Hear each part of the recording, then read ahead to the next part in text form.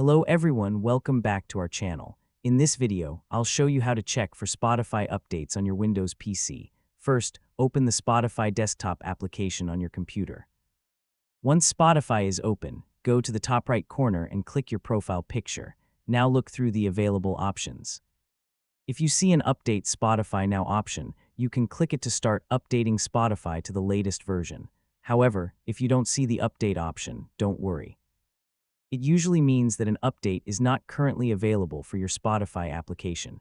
To check the version of Spotify installed on your computer, click the Help option, then select About Spotify. A new window will appear showing information about your Spotify application, including the current version. You can use this section to check which version of Spotify is currently installed on your PC.